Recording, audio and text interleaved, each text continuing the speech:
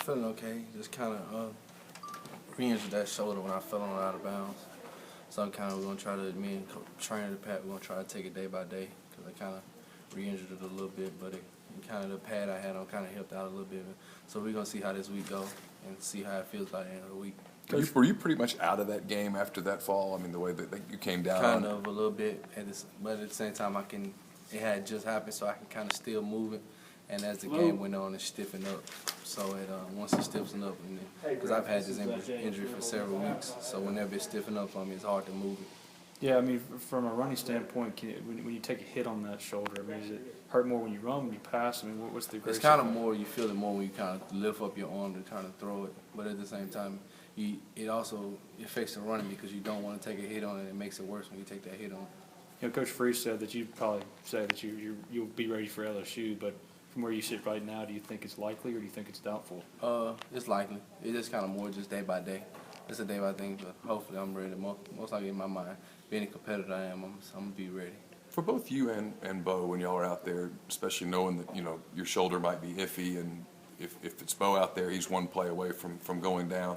How much do you guys have to work with Devontae and that kind of thing just to kind of get him ready, and how's he come along? I try to keep him mentally ready, and I always, you know, me and him being my roommate, I always tell him that he's got to stay ready. You know, with my shoulder, and you know, Bo, he's still coming off shoulder injury, and it's just kind of, you got two guys with shoulder injury, so he's got to stay ready mentally in general, and he's got to act like the backup. He's got to play, and he's got to prepare like the starter. Was he discouraged? Was he discouraged to be redshirted? Did he think he would play this year?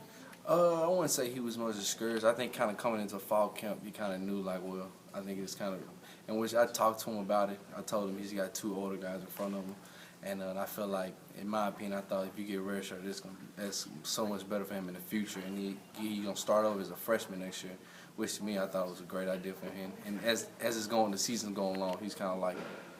Yeah. How do you think he responds if he gets pressed into playing time at LSU? I mean, against LSU, could he come in and be successful? I think he will, because Devontae is a good player. I think, like I said, just mentally. Yeah. If he just mentally prepared like the starter, he'll be good. Yeah, how close is he, do you think, if that time, you know, if something were to happen to, you know, Bo, if you aren't able to go, if Devontae were to come in, how close to game ready is he from a playbook standpoint, from all that? Playbook, I think he's kind of where he knows he's in the meetings with us. He watches films with us. He's with me and Bo all the time, so he should know I think he should know as much as we know.